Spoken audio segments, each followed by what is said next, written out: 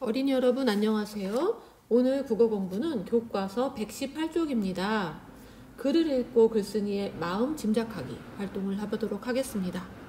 가족이나 친구에게 미안했거나 고마웠던 경험을 한번 말해볼까요? 친구에게 빌린 동화책을 잃어버려서 미안했던 적이 있어요. 정말 미안했겠네요. 엄마 아빠께서 제 태권도 경기에 오셔서 응원해 주셨을 때 정말 감사한 마음이 들었어요. 친구가 제게 장난을 쳤는데 제가 심하게 화를 내서 미안했던 적이 있어요. 그랬던 적도 있군요.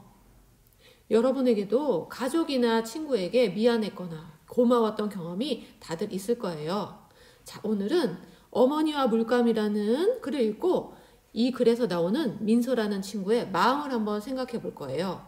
그래서 민서의 마음이 어떠했을까 짐작해 보는 활동을 해보도록 하겠습니다. 어머니와 물감. 어머니, 제 곰돌이 머리핀 못 보셨어요? 책상 위에 놓아두었던 머리핀이 보이지 않았다. 머리핀? 조금 전에 민주가 꽂고 유치원에 갔는데? 제 머리핀인데 왜 민주가 꽂고 갔어요? 내가 일찍 일어나서 챙기지 않으니 그런 일이 생기지. 오늘은 그냥 다른 것으로 하고 가. 그러다 지각하겠다. 민주가 내 물건을 마음대로 가져간 건데 어머니께서는 내 탓이라고 하신다. 어머니께서는 늘 동생 편만 드신다.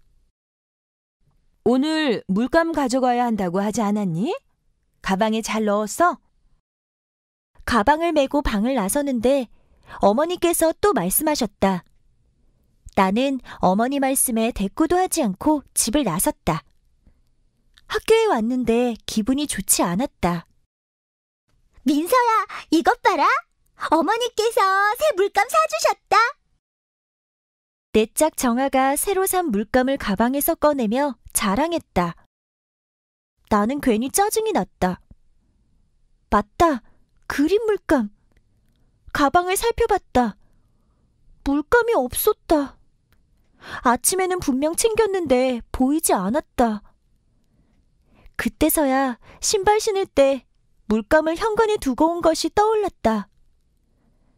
작은 새 물감이라고 빌려주지 않을지도 모른다. 그리고 물감을 준비하지 않았다고 선생님께 꾸중을 들을 수도 있다. 복도에 있는 공중전화 수화기를 들었다가 다시 내렸다. 어머니께서는 출근하셨을 것이다. 내가 가장 좋아하는 미술 시간인데. 이게 다 민주와 어머니 때문이다. 나는 책상에 엎드렸다. 눈물이 날 것 같았다. 그때 단짝 친구 소은이가 나를 불렀다. 민서야, 너희 어머니께서 이거 너 주라고 하셨어. 내 물감이었다. 우리 어머니 만났어? 교문 앞에서 만났는데 시간이 없어서 그러신다며 나한테 대신 전해달라고 하셨어. 나는 어머니 말씀에 대꾸도 하지 않고 학교에 왔는데 어머니께서는 출근하느라 바쁘신데도 학교까지 오셔서 물감을 주고 가셨다. 집에 가서 어머니께 죄송하다고 말씀드려야겠다. 자, 그러면 교과서 121쪽 어머니와 물감을 읽고 물음에 답해 봅시다. 1번. 민서는 아침에 어머니께 왜 화가 났나요? 동생이 자신의 머리핀을 가져갔는데 어머니께서 동생 편만 드신다고 생각했기 때문입니다. 여러분 동영상 잠시 멈추시고 적으시면 돼요. 또 여러분의 말로 짧게 줄여서 적으셔도 됩니다. 자, 2번. 짝이 새로 산 물감을 자랑하자 민서는 왜 괜히 짜증이 났나요? 네, 이미 어머니와 동생 때문에 화가 나 있는 상태였기 때문이에요. 네, 이미 기분이 좋지 않은 상태였기 때문에 새로 산 물감 자랑하자 민서는 괜히 짜증이 났어요. 물음 4번. 민서는 왜 어머니께 죄송한 마음이 들었나요? 네, 여러 가지 답이 다 가능하죠? 동생이 자신의 머리핀을 하고 갔다고 어머니께 화를 냈기 때문에 이미 어머니께 화를 냈는데 그런 어머니께서 민서를 생각해서 또 물감을 일부러 학교에 갖다 두셨죠? 자, 그래서 더 죄송한 마음이 들었고요. 어머니 말씀에 대꾸도 하지 않고 화를 내며 학교에 왔기 때문에 그래서 또 죄송한 마음이 들었던 것 같아요. 또 물감을 가져다 주신 어머니께 미안하고 고마운 마음이 들었기 때문인 것 같아요. 자, 여러분도 여러분이 생각한 왜 민서가 어머니께 죄송한 마음이 들었을까에 대해서 짐작한 내용을 적어주시면 되겠습니다. 자, 그러면 민서가 자신의 마음을 표현한 말이나 행동을 찾고 마음을 짐작해보는 활동을 하겠습니다. 자, 첫 번째. 이미 교과서에 나와 있죠? 물감을 가방에 넣었는지 물으시는 어머니의 말씀에 대꾸도 하지 않았어요. 이때의 민서의 마음은 서운함, 화남, 그런 마음이었어요. 자, 그 다음 또 제 머리핀인데 왜 민주가 하고 갔어요? 라고 하는 그 말에서는 어떠한 마음을 짐작할 수 있나요? 네, 민서의 화난 마음을 짐작할 수 있어요. 책상에 엎드림. 자, 이때 민서가 책상에 엎드렸을 때 이때 민서의 마음은 네, 속상한 마음이었을 거예요. 그렇게 짐작할 수가 있네요.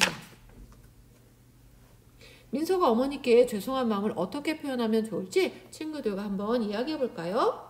내가 민서라면 죄송하다고 직접 말씀드릴 거야.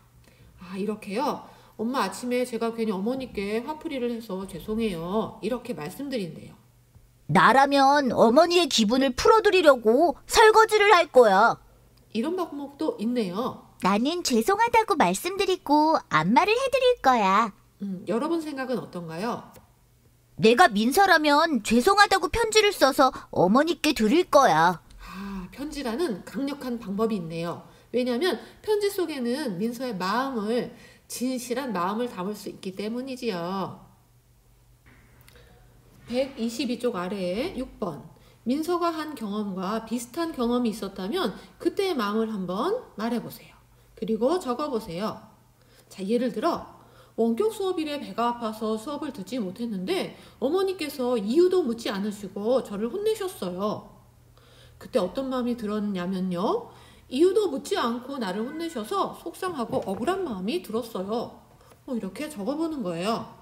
자, 그래서 이렇게 적은 것을 바탕으로 그 옆에 123쪽에 나의 마음을 전하는 글을 한번 써보는 거예요.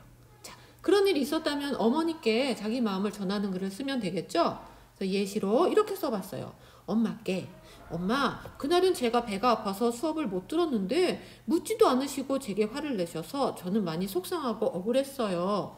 다음엔 이유가 있었는지 먼저 물어봐 주시면 좋겠어요.